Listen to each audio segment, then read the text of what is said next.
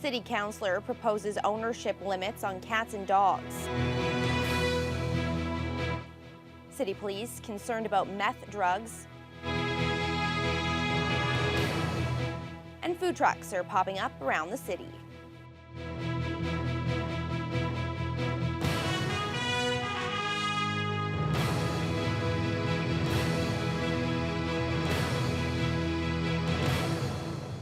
Good evening and thank you for joining us. Well, we've all heard stories of the so-called cat lady who has 50 felines in her house, or the person with 10 or more dogs.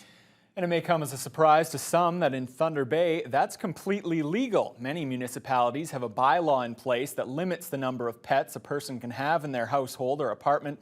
As Dennis Ward reports, no such bylaw currently exists here, but one could be in the works. Thunder Bay over the years has had its share of horror stories involving the hoarding of animals, including several cases where dozens of cats were removed from local residences by the Humane Society.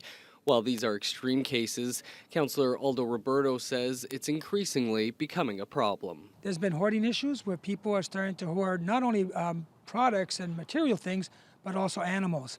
And we are very concerned for the animals, the individual, and the neighbors.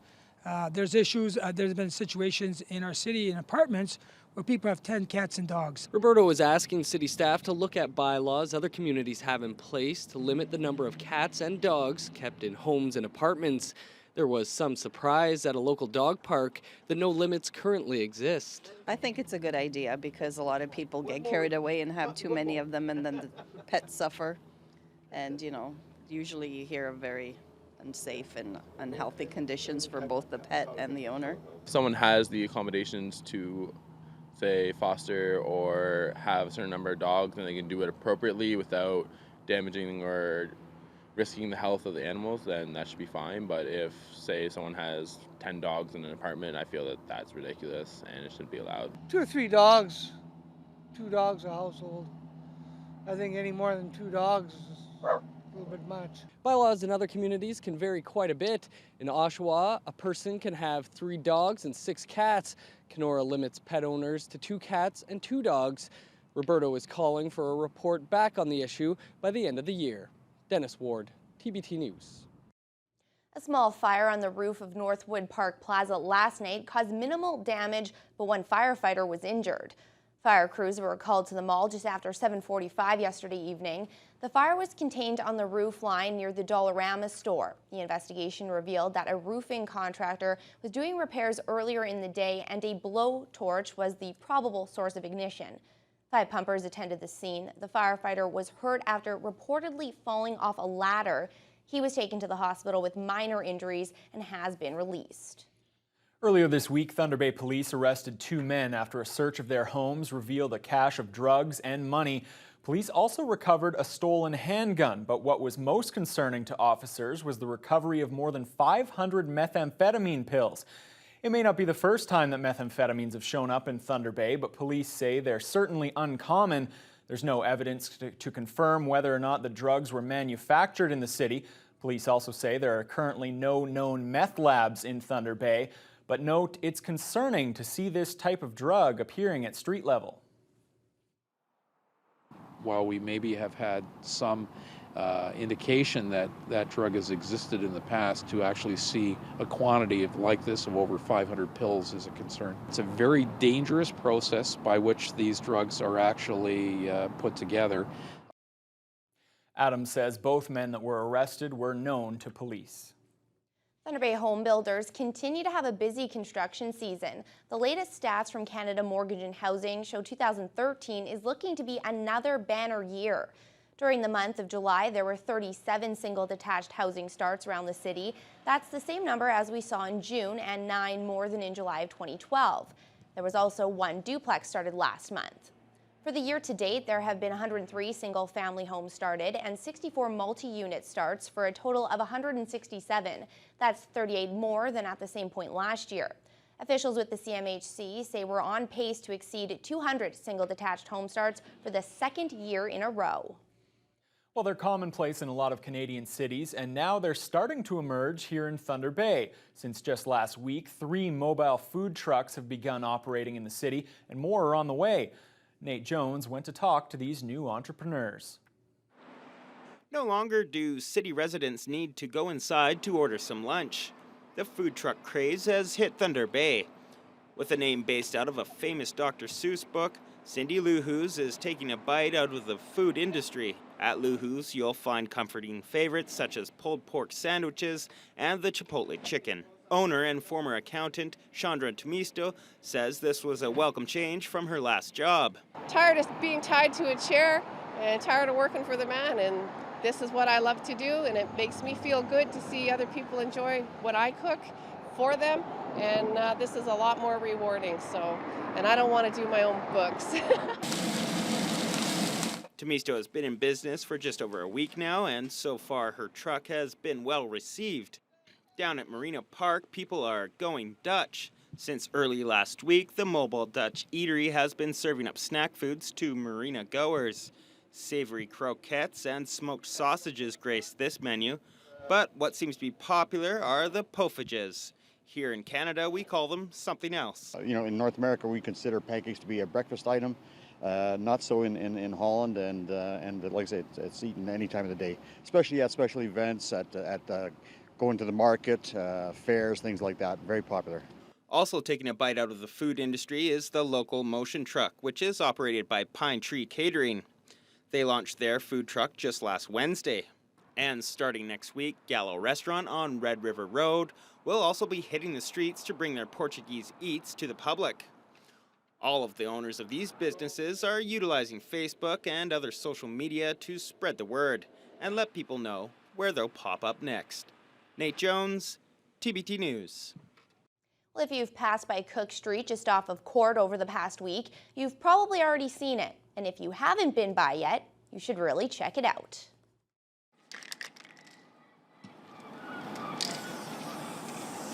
It's Thunder Bay's newest graffiti wall, and it's quite impressive. Definitely Superior Art Gallery's Die Active Art Collective and participating downtown businesses. We hope to catch some eyes with the new art project.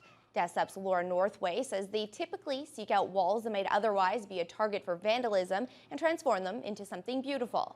The artists have been working on the mural for just over a week, but Northway hopes the project takes on a life of its own in the coming years, as long as area businesses are on board. Think of it as Thunder Bay's kind of up-and-coming graffiti alley. So I'd like this to be kind of an attraction for graffiti artists from outside of the city. So hoping to invite new artists each year to develop and change the wall, as is the nature of graffiti art. You're in Vancouver or Toronto and you see like big graffiti walls all the time, and like whenever I walk past them, it makes me so happy. Even if it's just down an alleyway, it makes me feel like there's a lot more life and culture and things happening in the city. This newest project is one of more than 20 Die-Active murals now located throughout the city.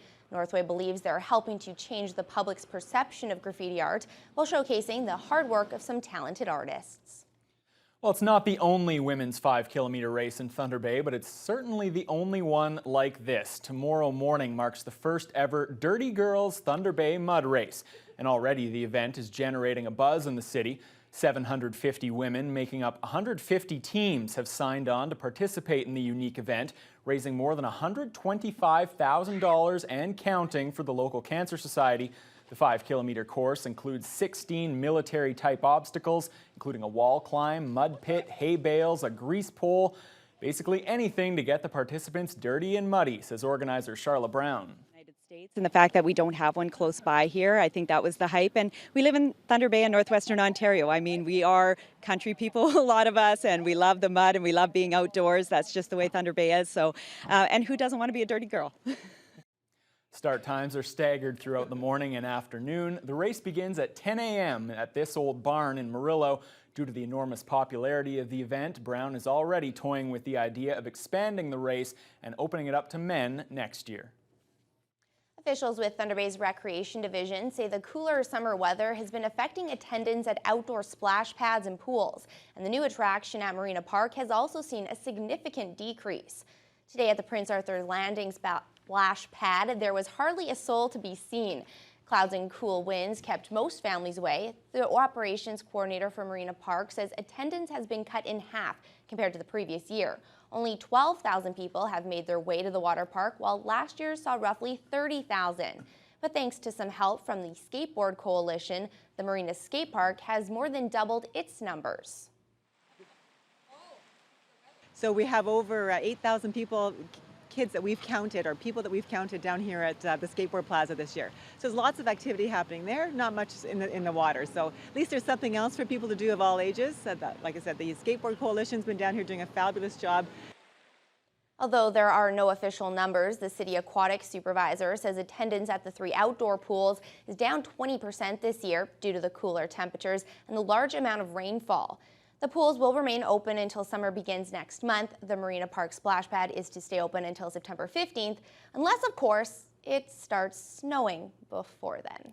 Let's hope not. Yeah, the way our summer's gone, however, though, that's not out of the realm of possibility, I suppose. Yeah, Well, turning to weather, Matt Scooby, it's Mr. Sports turning into Mr. Weather today. No one might have went to the splash pad today, but tonight that could be good news for the Border Cats at Port Arthur Stadium.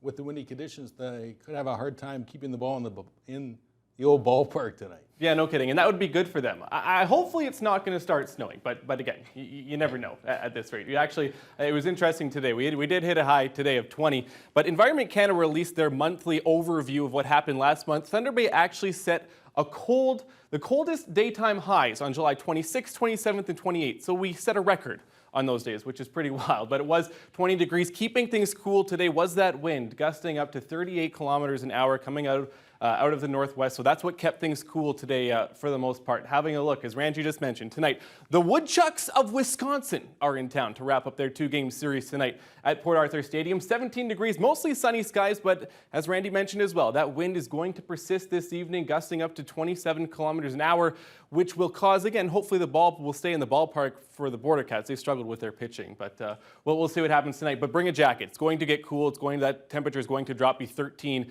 maybe around the 10-degree mark by the end of the game tonight. Having a look across the region right now, mostly cloudy skies to the west. As you have a look at Kenora, 17 degrees, mostly west, but again, they are under mostly cloudy skies at this point. Armstrong, 15.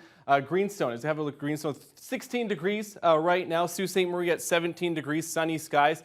The North Shore, seeing some beautiful temperatures, but those are going to drop down later tonight. As we have a look at this evening's forecast for Thunder Bay, 7 degrees is our low for tonight. Going to be mostly clear skies, so that cloud cover that you saw for most of the day today going to dissipate and be mostly clear, but it is going to be chilly. That wind, again, staying up around 27 kilometers an hour, but it is going to taper off come about midnight. So again, be good sleeping conditions for later tonight. Having a look at Saturdays, you can see that high pressure system. That's what's going to keep things, no precipitation in the forecast, which is good for tomorrow. That's going to slowly move out, but this is going to be cool temperatures. And as you have a look at early next week, as you see the jet stream, we're in that pocket. We're in the pocket of cool air right now. That's what's going to keep those temperatures down for the next few days as well. But I will have more details coming up about that later in the news hour. Thanks, Matt. Well, it looks like Canada's unemployment rate is rising. We have more on that story for you as your Friday News Hour continues. More part-time jobs are being created. Also, we lose well-paid jobs, and we're creating jobs with lower than average income.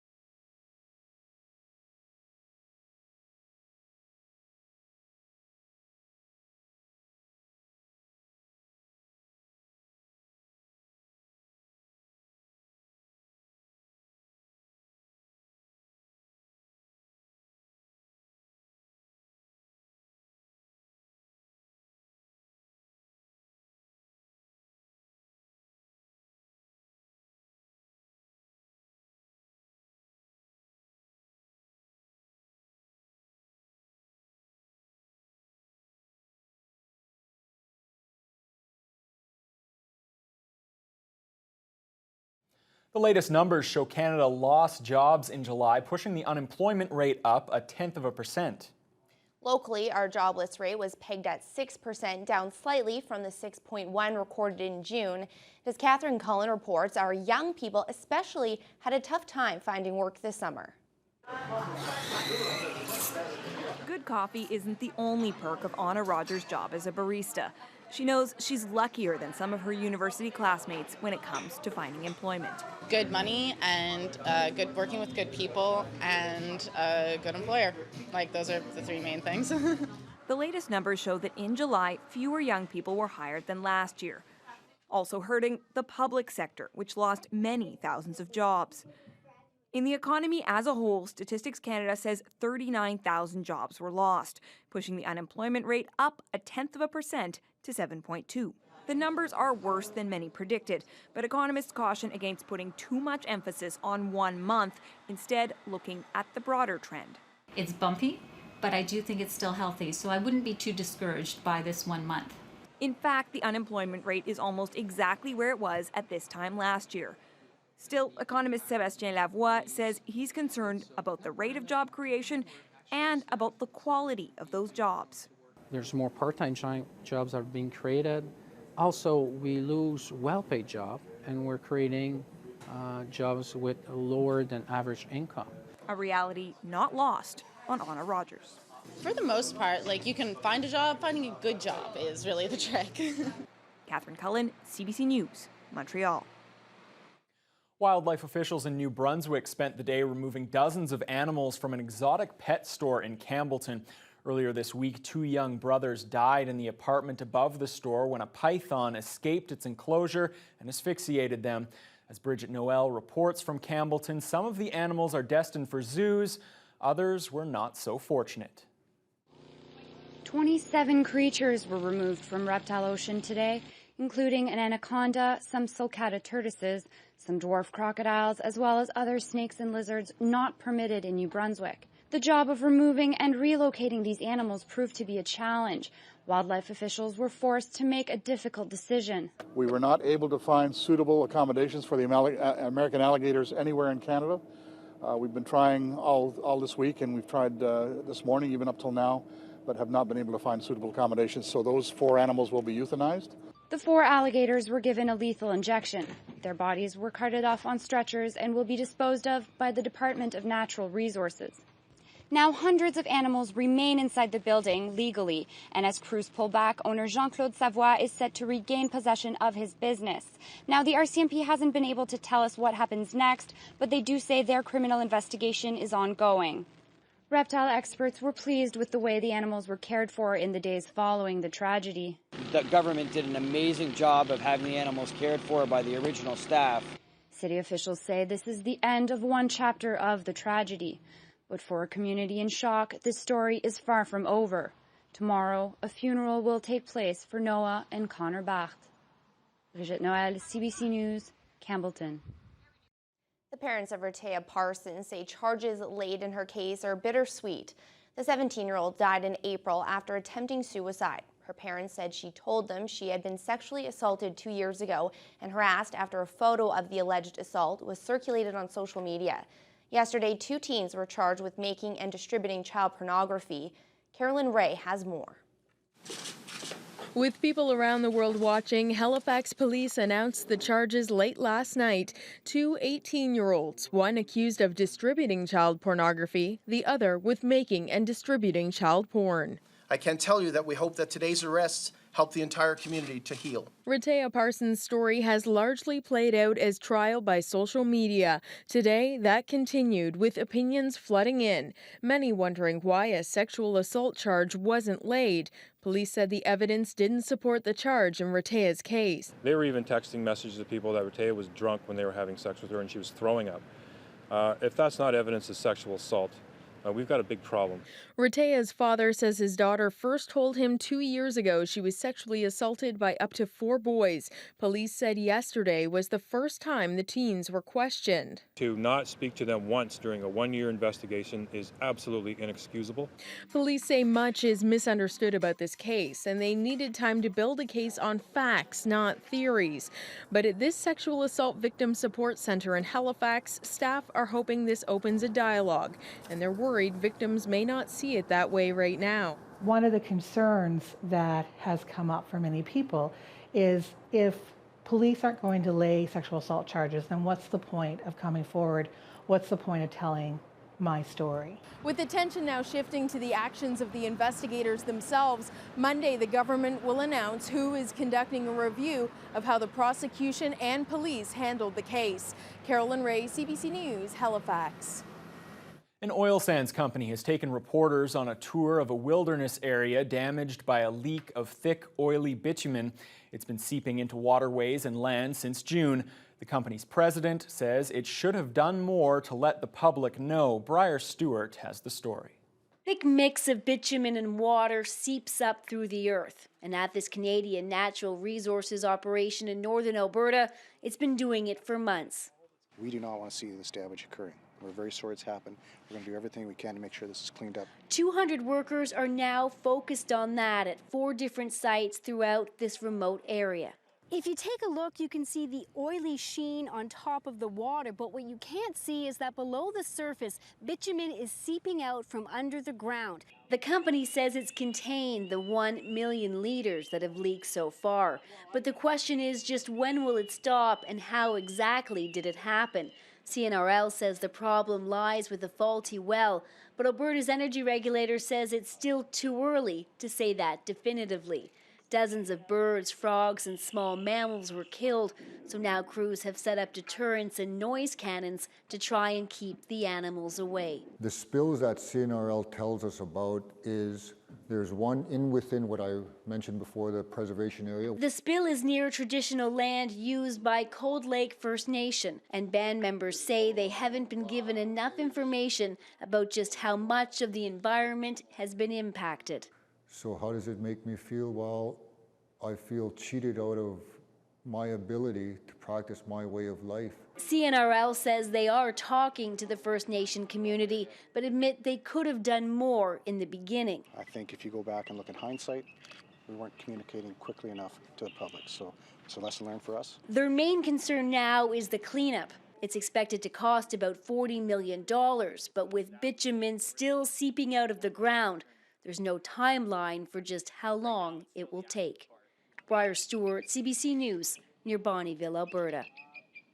Air Canada's popular Aeroplan loyalty program may see some changes ahead.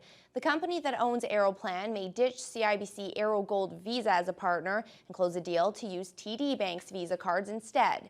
The deadline for the deal comes tonight. Ron Charles reports on what that would mean for Aeroplan collectors. Thank you. Canadians have been using this credit card to rack up Aeroplan points for 2 decades.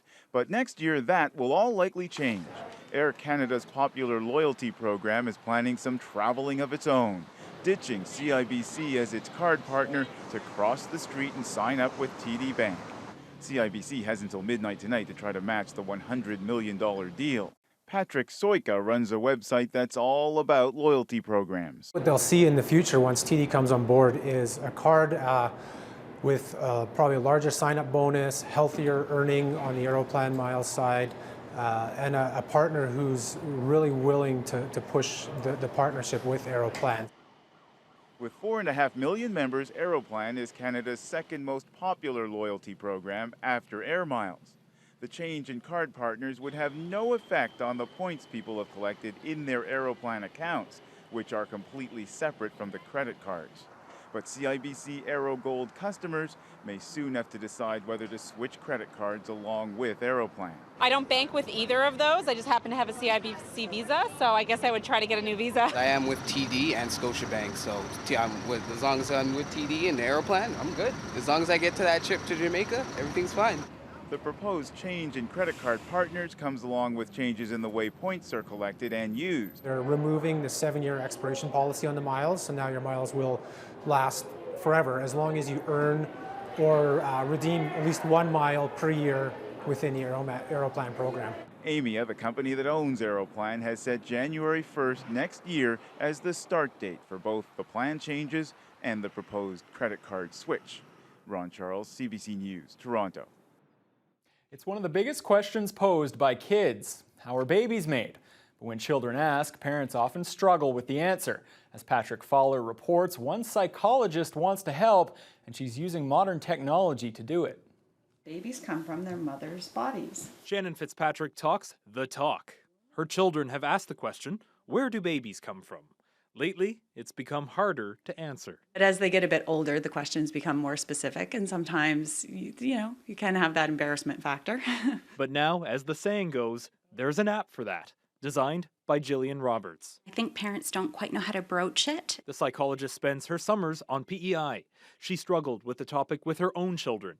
The iPad app helps parents guide their children through the talk. I wanted to make sure that there was a way that this conversation could happen that would set children up to understand sexuality from a very positive and wholesome place.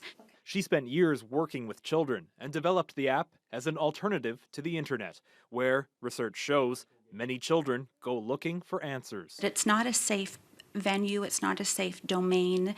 Those keywords are going to lead children into areas of the internet that we don't want little minds going to. The app talks about the months leading up to birth and how a baby is conceived. Mothers and fathers have different puzzle pieces, and those different puzzle pieces come together in a special embrace. Robert says young children don't need all the details about sex in order to understand where babies come from. Roberts says the app works because children can simply click enough when they're ready to take a break from the talk. When children have a chance to say, this is enough for today, they're in control of how they're feeling in that moment. They don't have to go further and continue in that place of embarrassment. They can say, that's all that they want right now. Roberts says the interactivity of the app keeps children engaged in ways a book doesn't. Patrick Fowler, CBC News, Charlottetown. Very interesting solution to that problem. Well, they have an app for everything. They certainly do. Before the break, let's take a look at the day's market numbers. The TSX was down 10 points to 12,542. The Dow dropped 72 points to 15,425. And the Nasdaq dipped 9 points to 3660. The Canadian dollar closed at 97.14 cents US, up roughly 3/10. Gold was up $2.30 to $1,312 an ounce. And crude advanced $2.57 to $105.97 per barrel.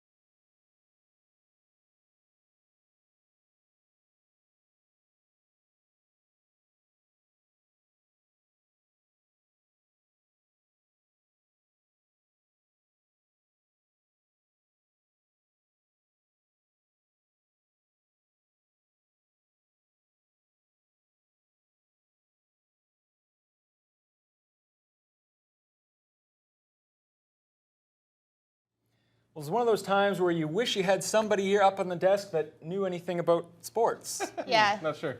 I'm the only one, I think, with the knowledge. I think you at better this table. take this sports Probably story. should. I think there was some local baseball last night. Well, if you got all the knowledge, here you go. Uh-oh. That was quite the game last night, Ollie. Another close one last night as the Canadian Senior Little League Tournament came to an end at Baseball Central with the host Thunder Bay Selects taking on Cape Breton, a team they beat 8-5 in round-robin play.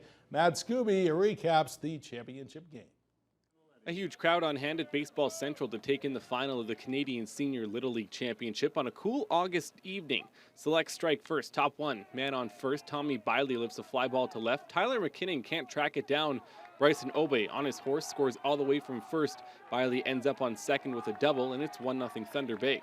In the home half, they give it right back. Cape Breton loads the bases, and Select starter Dan Del Pagio walks Jordan Breen. That brings in a run. The Cubs would add another in the inning to take a 2-1 lead. Top three, Brendan Tianhara at the dish. He smashes the Adam McDonald offering to the corner in right. It lands just inside the foul line. Tianhara with speed ends up on third with a stand-up triple. He'd later come in to score on a sac fly. That ties the game at 2. Top four, bases loaded for Tianhara, and he delivers again. Base hit to right. Kenzie Leahy has all kinds of issues with the ball in right. 2 runs come in to score, and Tyler Kitching rounds third. He also slides in safely. Thunder Bay would add another in the inning to lead 6-2. Bottom four, now 6-3. 2 on Leahy makes up for his earlier error. Laces one to left, 2 runs plate on the RBI single. Cape Breton would also add another in the inning to tie things at 6. Bottom 5 with a runner on third. The suicide squeeze is on. Austin McIsaac misses the bunt, and Travis Link is hung out to dry.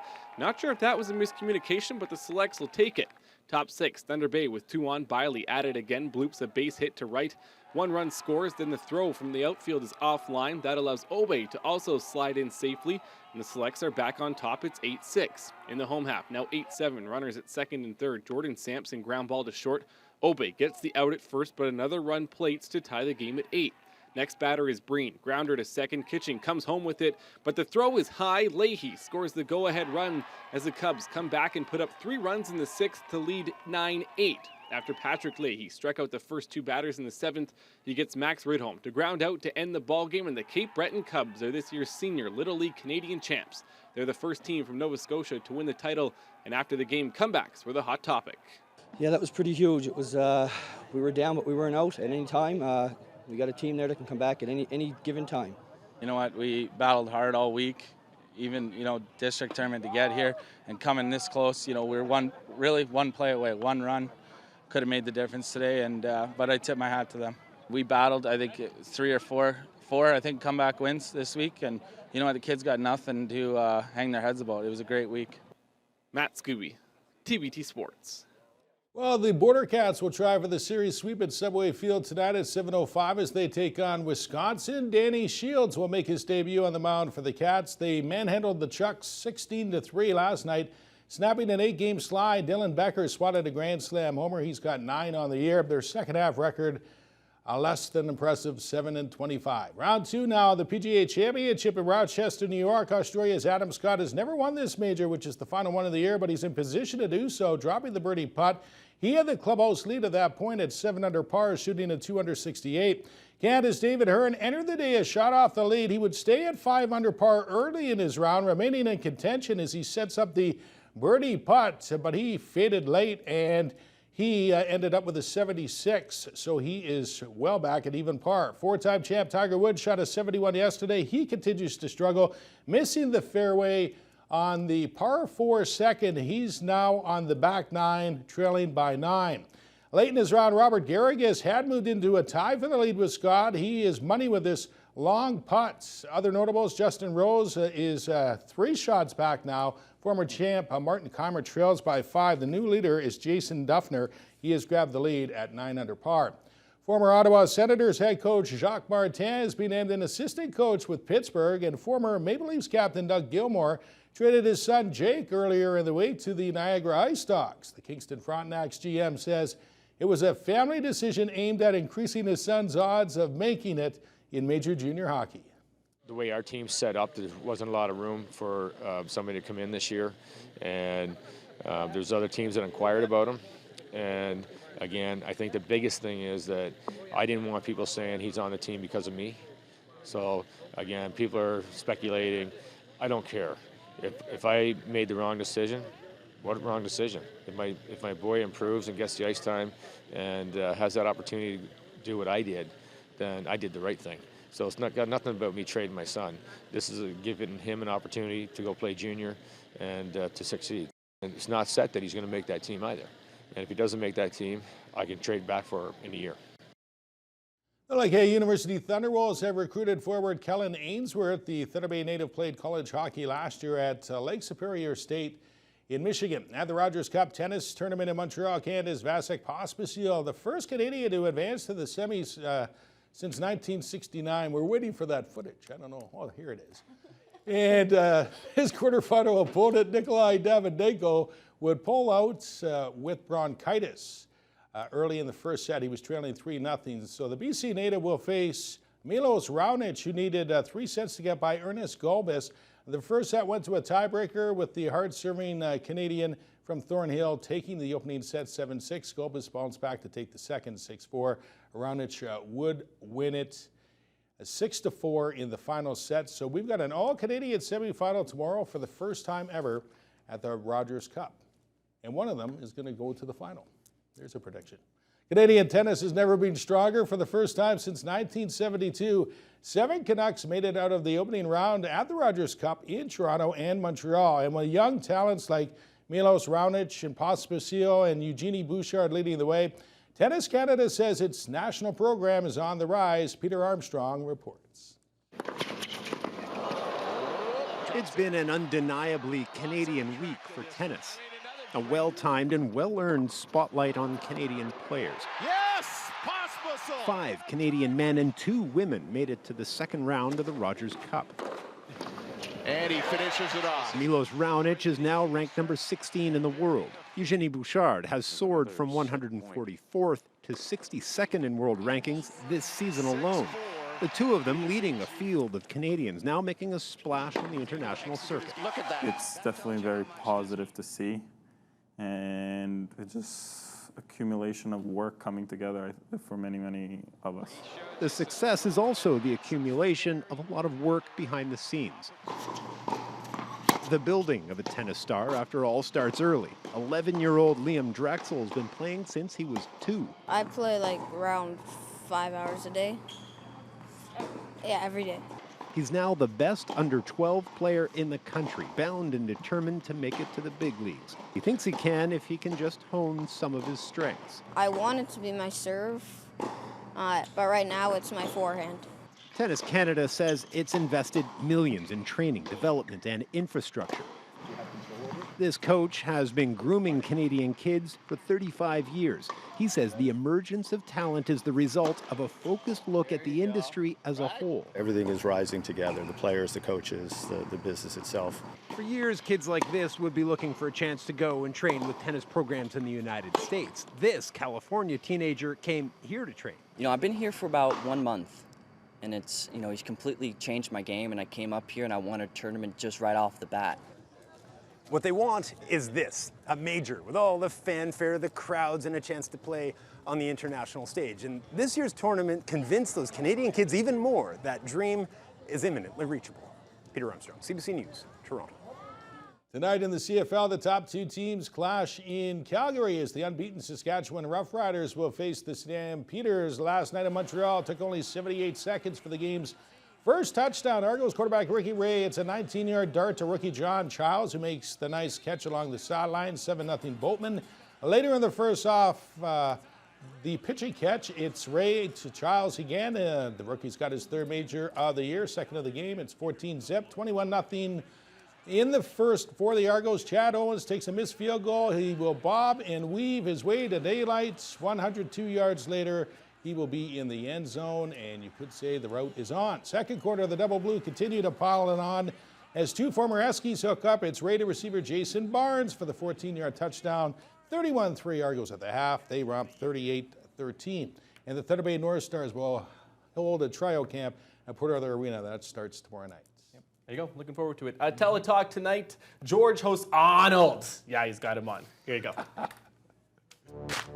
Tonight on Global Thunder Bay, starting at 8, it's Bones. And the remains of a Marine are connected to a doomsday group. Then at 9 on Hawaii Five-0, an ex-con and art expert helps hunt down a group of art thieves. And at 10, 16 by 9 takes a closer look at current affairs and the stories that affect Canadians. Over on CKPR Thunder Bay at 8 on Mr. D, Jerry becomes the rebound guy for a broken heart.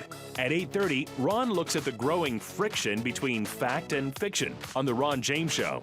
Then at 9, the Fifth Estate reveals what makes a psychopath with Canada's most frightening criminals. And at 11:35, George talks with actor and politician Arnold Schwarzenegger. Teletalk is brought to you by Points, the traffic ticket specialists.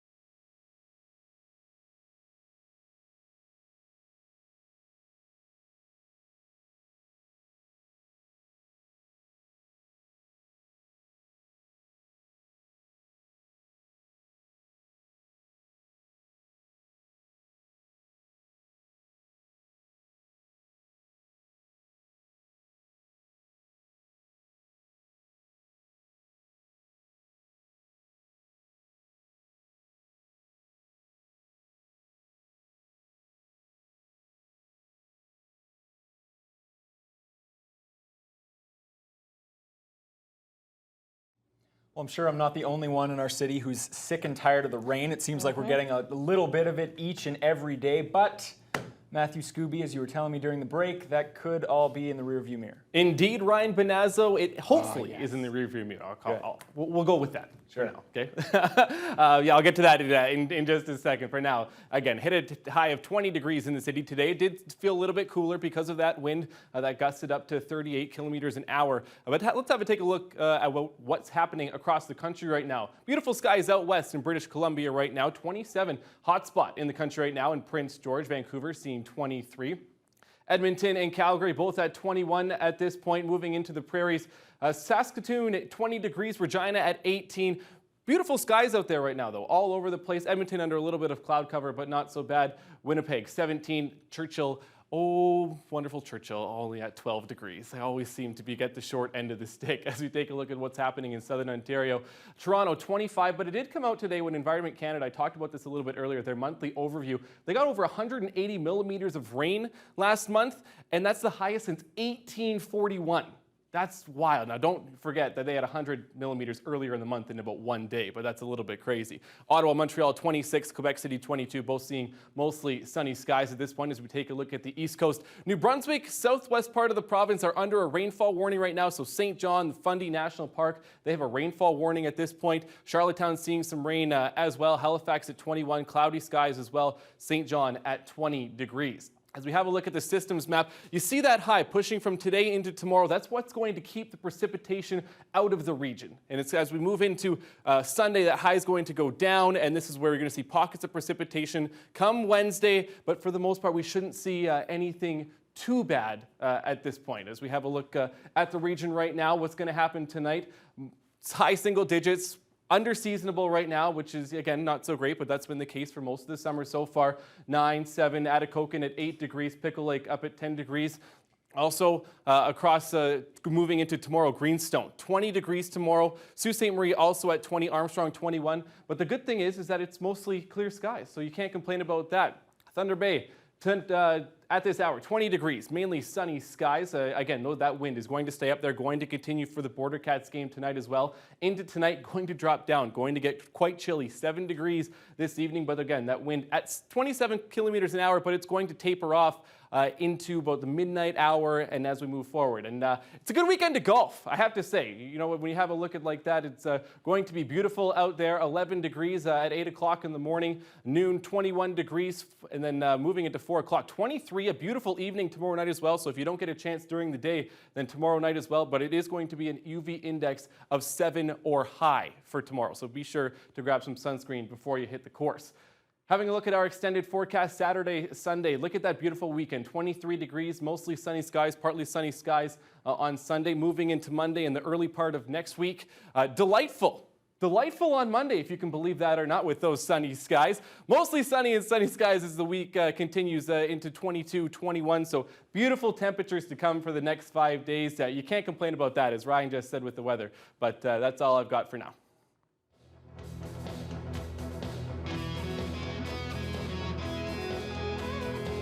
Well, of course, the CLE is in town. Delightful. And it's not just rides and games. There's also a great lineup of live music. Brent Hawley has all the details for you in tonight's edition of Front Row Center.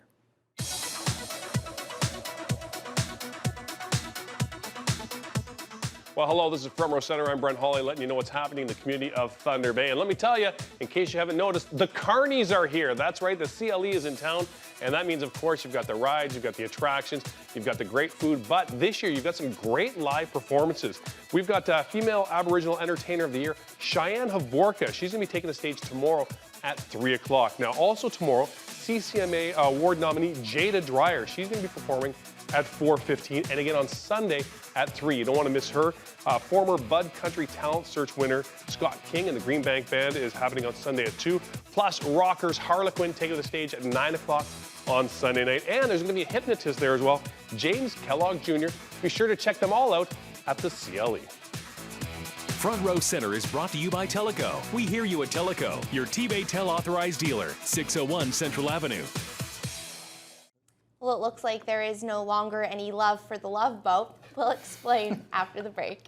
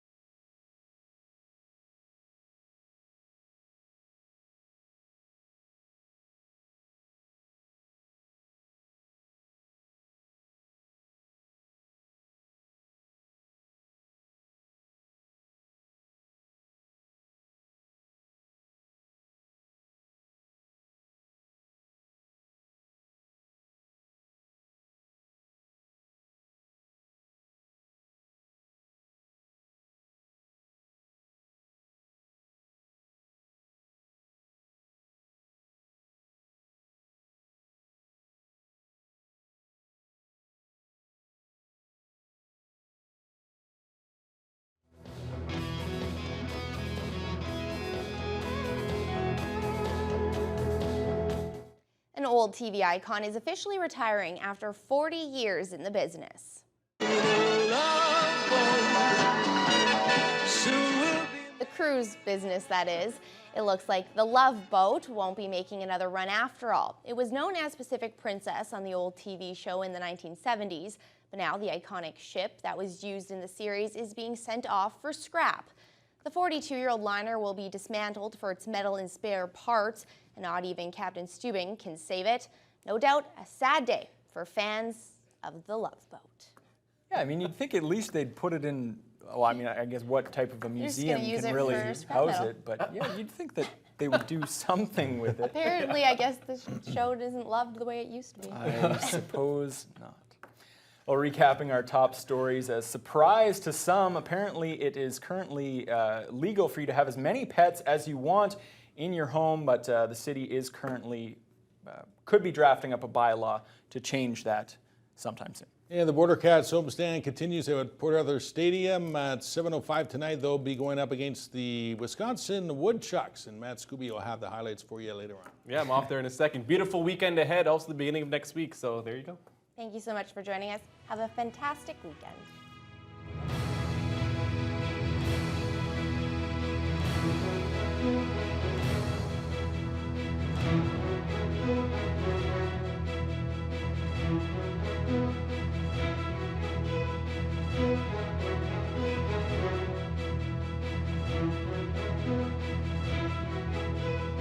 Thank you.